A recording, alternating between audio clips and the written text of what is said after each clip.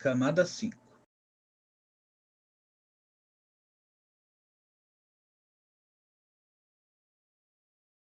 Carl Edwards derrotou Michael Schumacher. Em 2008, estava acontecendo uma edição do Race of Champions, um evento internacional que reúne várias estrelas do esporte a motor ao redor do mundo, onde eles competem entre si em carros iguais. E nas quartas de final, um dos duelos era do piloto da NASCAR Carl Edwards e apenas o heptacampeão mundial de Fórmula 1, Michael Schumacher. E antes da corrida começar, os narradores estavam tirando sarro de Edwards, dizendo que aquela corrida seria apenas um aquecimento para Schumacher e que Carl era apenas um piloto acostumado a correr em oval, praticamente tirando o piloto e a categoria para nada. E o resultado foi que Carl Edwards não apenas venceu a corrida, como ainda colocou 1,7 de diferença sobre o heptacampeão. Os narradores ainda não aceitavam que Edwards derrotou um dos melhores pilotos do mundo, alegando que o alemão provavelmente cometeu um erro. Porém, Michael Schumacher numa entrevista disse que não errou e que reconheceu que foi derrotado. Belo ato de classe do alemão. Pena que não se pode dizer o mesmo dos narradores. O trailer da Extreme Motorsports.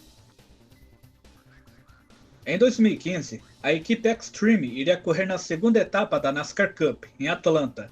Porém, na manhã de sexta-feira, nas câmeras de segurança, um Jeep parou perto do estacionamento de um hotel em que os membros da equipe se hospedavam.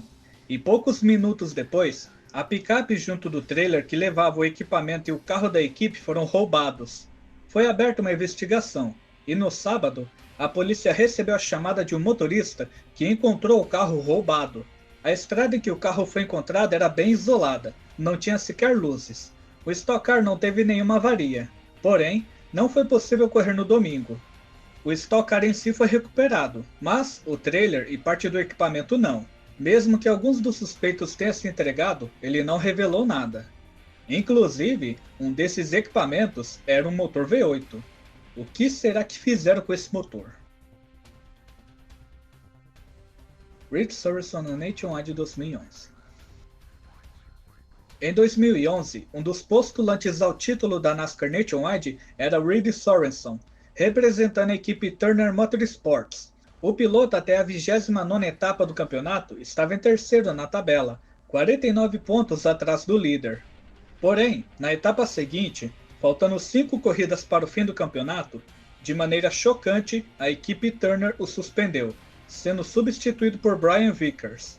Reed conseguiu achar um lugar na fraca McDonald Motorsports, mas suas chances de título acabaram. E qual foi o motivo de Reed Sorenson ser suspenso da Turner? Até hoje não foi esclarecido. Exatamente, Reed foi suspenso da equipe e o verdadeiro motivo nunca foi revelado.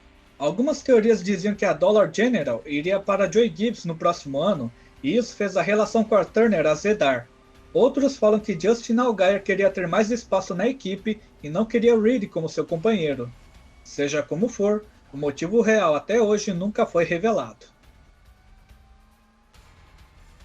A.J. Allmendinger e as drogas.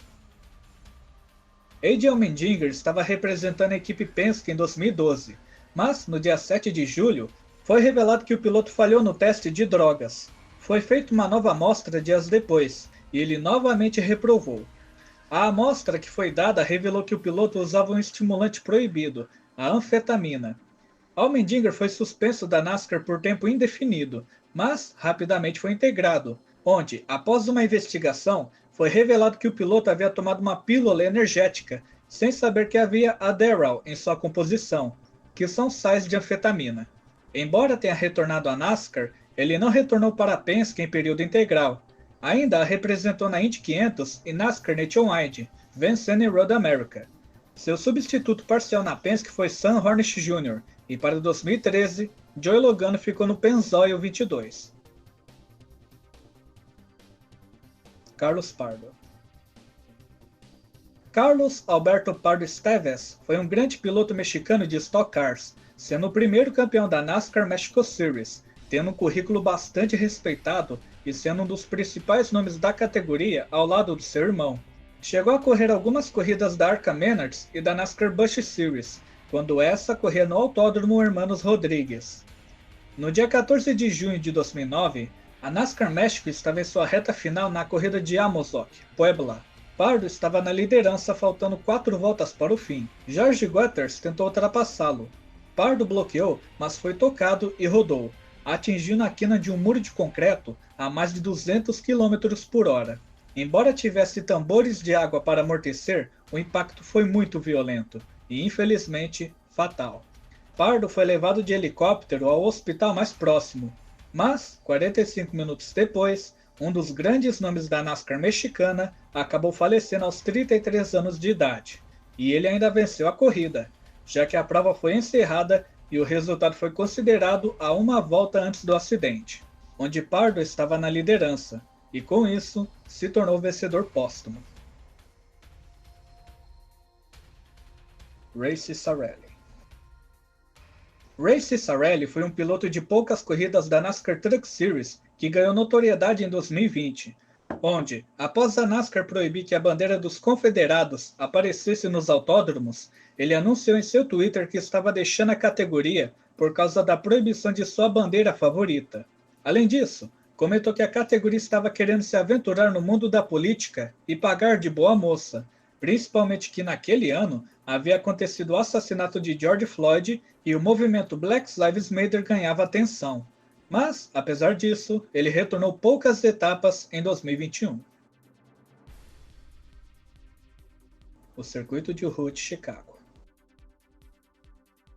No ano em que esse iceberg foi lançado no Reddit, mais necessariamente em 2022, o tema em questão era sobre uma possível corrida da NASCAR em um circuito de rua, o que seria algo histórico na categoria.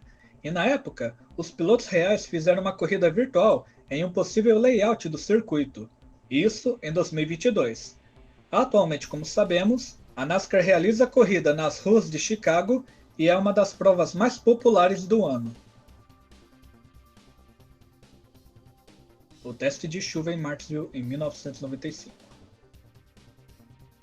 Em 1995, ambas as provas da NASCAR em Martinsville tiveram uma forte chuva durante a classificação, e a Goodyear aproveitou para testar pneus de chuva em um oval.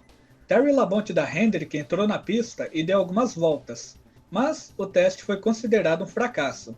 O carro era bastante lento naquelas condições, embora a pista estivesse molhada até demais, e somente 26 anos depois que a categoria voltou a fazer um teste de pneus de chuva em oval.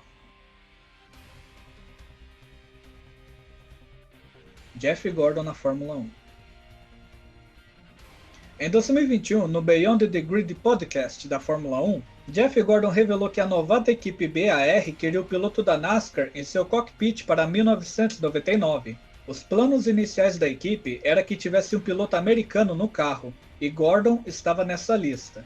Jacques Villeneuve, que estava de contrato assinado, apoiou que o Menino Maravilha estivesse no outro cockpit. Até mesmo Bernie Eccleston demonstrou apoio ao piloto da NASCAR. Porém, os planos não progrediram, e somente em 2003 que Gordon deu algumas voltas em um Fórmula 1, na Williams de Juan Pablo Montoya em Indianápolis. Pontiac Excitement 400 de 1990. Essa foi a segunda corrida da Cup Series naquele ano. Mark Martin foi o vencedor, porém, na inspeção pós-corrida, foi descoberta uma ilegalidade em seu motor. Ele não perdeu a corrida, mas perdeu 46 pontos como punição. Então, ao invés de receber 180 pontos, ficou com 134. E embora fosse apenas a segunda corrida do ano, no final da temporada, Mark Martin foi vice-campeão, 26 pontos atrás de Dale Earnhardt Sr. Toyota Sponsor. Em 2010, a Toyota lançou um concurso em suas redes sociais, onde os fãs poderiam criar as suas próprias pinturas, e a pintura mais votada iria aparecer no carro da Toyota da NASCAR real. A ideia durou pouco tempo, porém, em 2022, a Toyota voltou a fazer esse concurso. Drunk Brian F. Em março de 2020, o ex-CEO da NASCAR, Brian France, processou um homem chamado John Lee Steele, que tinha uma conta paródia no Twitter chamada de Drunk Brian F., referência ao CEO da categoria ter sido preso por estar bêbado atrás do volante. E em abril, o processo foi retirado após John excluir a conta. Zombie Dodges. Zombie Dodges, ou Dodge Zumbi, foi um apelido que os fãs deram para a marca Dodge em seus últimos anos na NASCAR. Após a Penske se mudar para a Ford em 2013, a Dodge saiu da NASCAR Cup e continuou na Xfinity e Truck, mas sempre com equipes de baixíssimo orçamento. E de 2013 até 2019, enquanto as demais marcas evoluíam sua aparência e desempenho, a Dodge continuava a mesma aparência e desempenho de 2013, onde sobrevivia através de resto de peças de outras equipes, se recusando a ir embora da categoria. Isso fez com que ela recebesse o carinhoso apelido de Dodge Zumbi. O carro branco de Johnny Benson. Em 2000, o piloto Johnny Benson Jr. representou a equipe Tyler Jet Motorsports na NASCAR Cup, usando o Pontiac branco 10, que grande parte da temporada não teve um único patrocinador. Era um carro totalmente branco, e Johnny conseguiu levar a equipe de baixo orçamento a resultados bem expressivos, onde chegou a liderar a Daytona 500 daquele ano no último stint, perdendo a vitória após uma relargada enquanto liderava a corrida com menos de 5 voltas para o fim. Mike Seneca. Mike Seneca participou de 14 etapas da NASCAR Truck Series entre 2017 e 2018, mas o que chama atenção é que em 2017 ele não se classificou em 2 corridas, e nas outras 10 que ele correu, abandonou todas elas. O motivo era sempre o mesmo: estar lento demais. Em Iowa correu por 143 voltas, já nas outras etapas não passou da 8ª volta. Era um dos pilotos Start and Park, e em 2017, nas 2 corridas que participou, também abandonou por lentidão. O voto All-Star de Josh Wise. No All-Star de 2014, um piloto podia entrar na disputa pelo milhão através do voto popular, e contra todas as chances, Josh Wise venceu o voto popular, desbancando a favorita Danica Patrick. O que aconteceu foi que um usuário da comunidade NASCAR no Reddit e do patrocinador de Josh, a Dogecoin, fez com que os demais usuários da criptomoeda votassem no piloto. Isso ajudaria o patrocinador e a comunidade a ter maior visibilidade. Pois é, pessoas que nem acompanham a NASCAR votaram para o piloto propaganda da criptomoeda vencer o voto popular. Os irmãos Blackwell. Os irmãos Tom e Pete Blackwell eram proprietários do Granville Pickens Speedway, localizado em Easley, Carolina do Sul, e eles eram famosos por serem caloteiros. Numa história contada pelo canal Slapshoes, ambos contrataram um homem para fazer uma cerca ao redor do circuito, e após a conclusão do trabalho, eles arranjaram uma desculpa para não pagarem pelo serviço. Eles eram bem conhecidos pelas suas várias desculpas. Enquanto contavam dinheiro após um evento de corridas, o homem que trabalhou na cerca apontou-lhes uma arma e pegou a grana. O teste de boneco no Gen 7. Em maio de 2021, a NASCAR estava testando os carros da nova geração pilotados por computador. Manequins estavam atrás do volante, para testes de segurança e acidentes. E segundo rumores, o manequim sofreu ferimentos graves, chamando a atenção da mídia e dos pilotos sobre a segurança dos carros. Não foi confirmado que de fato o manequim teria se machucado, mas, infelizmente, vimos que não só os manequins sofreram, como os pilotos da vida real também. Ricky Crawford. Ricky Crawford foi um grande nome da NASCAR Truck Series no fim dos anos 90 até metade dos anos 2000, com 336 corridas na categoria, 5 vitórias e um vice-campeonato em 2002. E no dia 1 de março de 2018, o piloto foi preso na Flórida, acusado de tentativa de assédio de uma menor de idade, onde um policial se passou por uma criança de 12 anos durante uma operação para prender adultos à procura de sexo com crianças. Em agosto, aconteceu o julgamento. Crawford foi condenado a 10 anos e 10 meses de prisão federal, onde terá sua liberdade em 2029. O carro Millennial da Busch. Em 2018, a Busch Beer fez uma aposta com seu piloto Kevin Harvick, onde, se ele perdesse o título daquele ano, teria que usar uma pintura milenar no ano seguinte. Em outras palavras, uma pintura da geração Y, a geração da internet, TikTok, vocês sabem. Harvick não foi campeão, mas cumpriu com sua palavra, e no All-Star de 2019, o The Closer correu com uma pintura rosa em seu Mustang.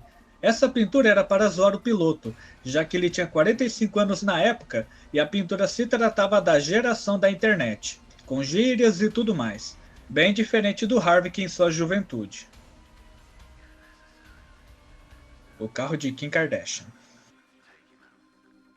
Na prova da NASCAR Cup em Las Vegas 2010, a equipe Tommy Baldwin Racing teria o seu carro 36 estampado com a marca de fragrâncias da cantora pop Kim Kardashian, a marca Sephora, prevista para estrear no Dia dos Namorados daquele ano, e o felizardo piloto Mike Bliss foi bem zoado, e na volta 46 já estampou o muro, e a marca que podia aparecer em mais algumas etapas nunca mais retornou. Mike Rich. Mike Rich foi um mecânico da equipe Melling Racing, onde trocava os pneus traseiros do carro 9 de Bill Elliott. Ele infelizmente teve uma morte trágica na última prova da NASCAR Cup em 1990. Era a volta 300 de 328 em Atlanta Motor Speedway. Durante uma janela de pit stops em bandeira amarela, num tempo onde não havia limite de velocidade nos boxes, Rick Rudd travou os pneus, rodou e atingiu o carro de Bill que estava parado. Mike naquele momento estava trocando os pneus do carro 9. O mecânico foi brutalmente esmagado e preso entre os dois carros por alguns minutos. Foi levado ao hospital ainda com vida, mas, devido aos ferimentos graves na cabeça e no peito, morreu de parada cardíaca aos 32 anos de idade. A sua morte fez com que a NASCAR mudasse seu regulamento para 1991, onde agora haveria limite de velocidade no pit lane. Merger Mania. Merger Mania é um termo que se refere quando equipes da NASCAR firmam parcerias ou fusões com outras equipes. Posso citar alguns exemplos, como a Dale Incorporated, que se fundiu com a Chip Ganassi, a Roush fazendo uma parceria com a Fenway Sports Group em 2017, sendo agora nomeada de Roush Fenway, e depois a Roush Keselowski, e por aí vai. Xfinity Road Atlanta. Isso realmente aconteceu e muitos nem imaginam.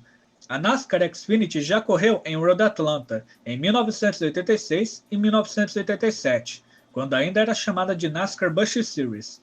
Na sua primeira edição, Darrell Waltrip foi o vencedor, e na segunda, Morgan Shepherd. Ambas as corridas com 74 voltas e com menos de 2 horas e meia de duração.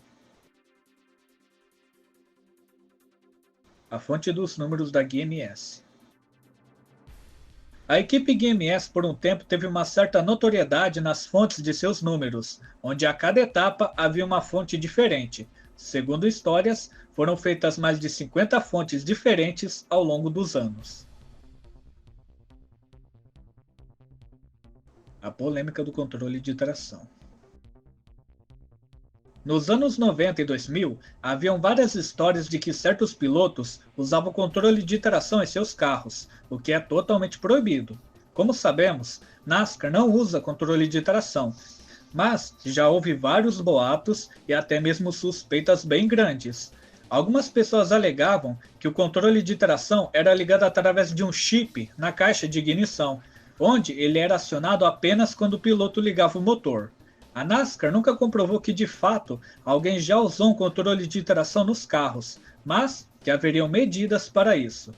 E em 2004, foi determinada que as caixas de ignição seriam implementadas no painel do carro. A penalidade para um piloto pego usando controle de tração é de 75 pontos, multa de $200 mil e suspensão de 6 corridas.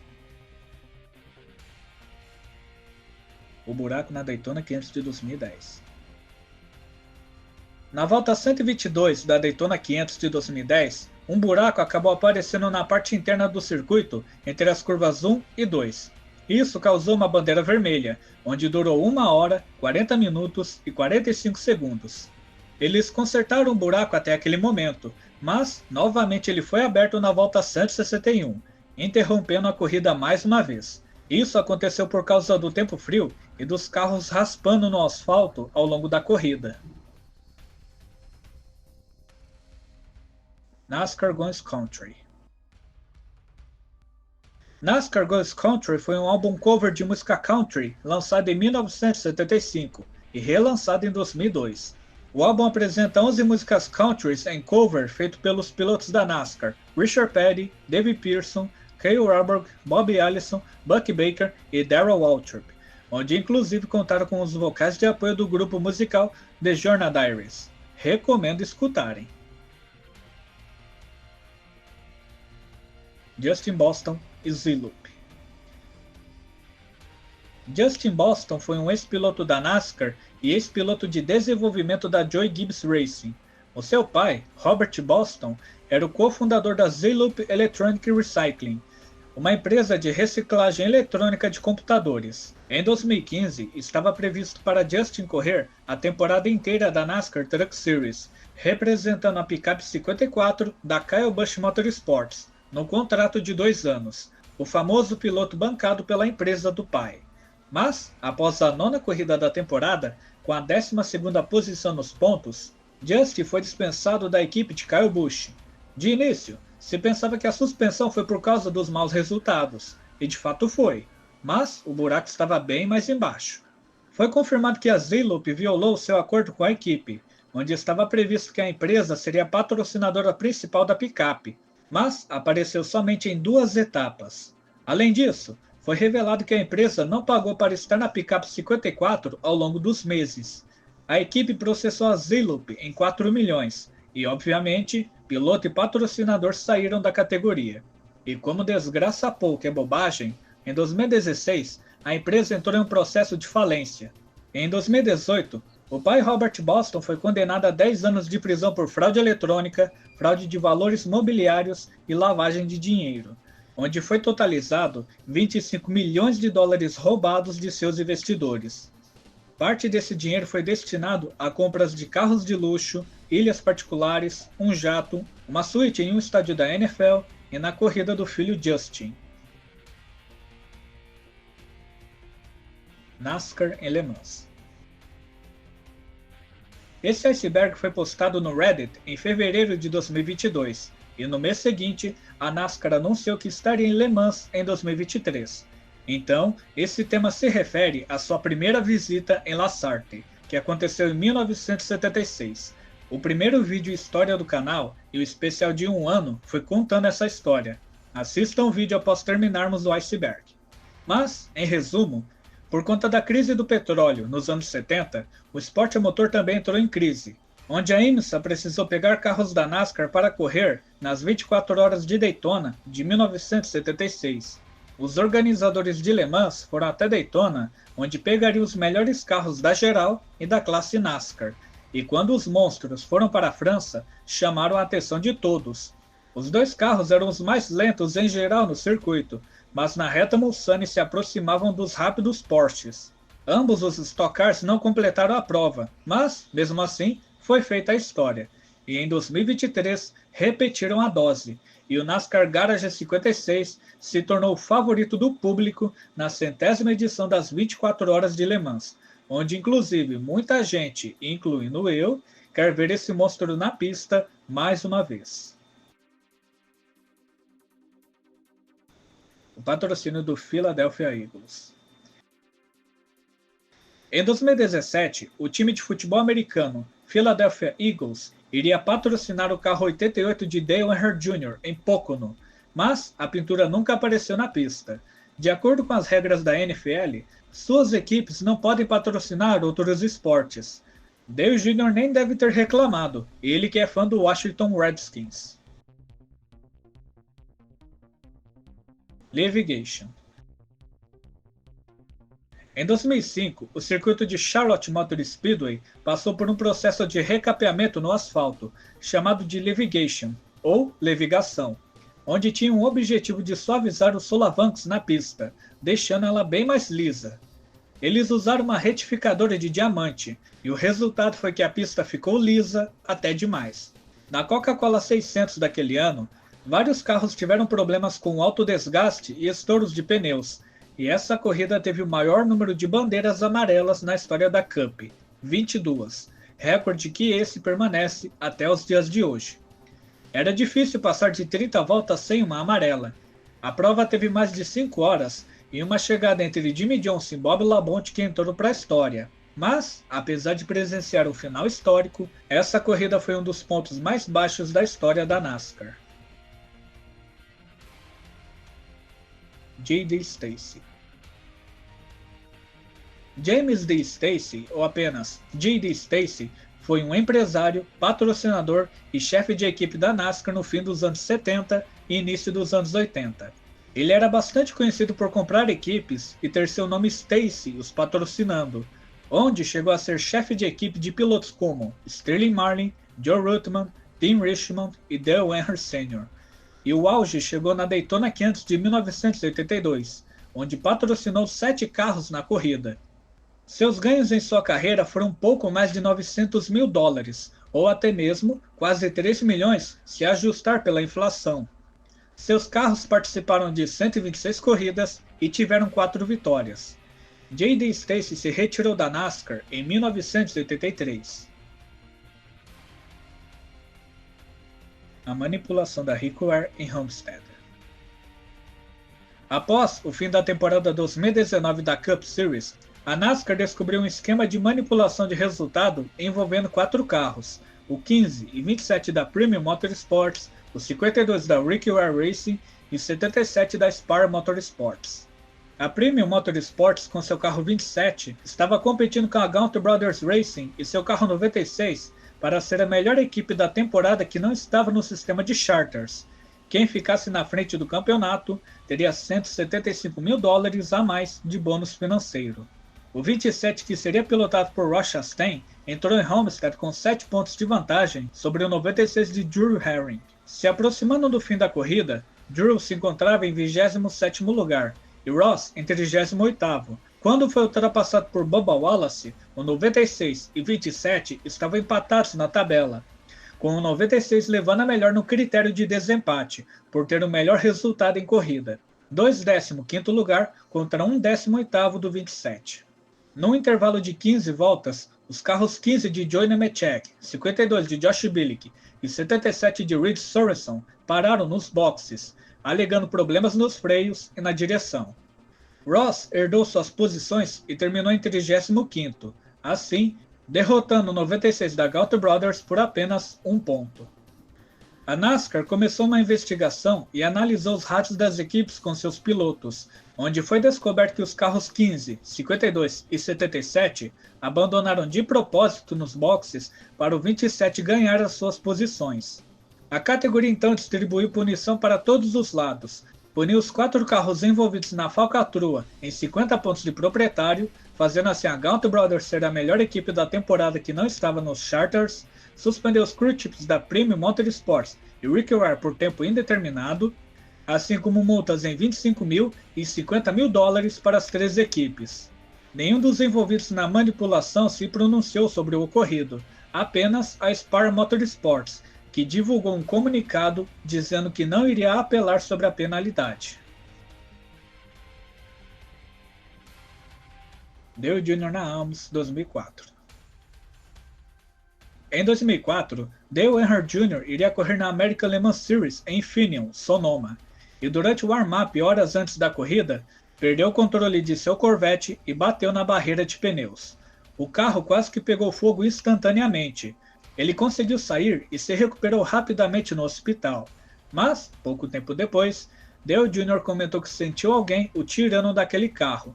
Ele jura de pé junto que quando o carro começou a pegar fogo, alguém o pegou pelas axilas e o retirou de lá.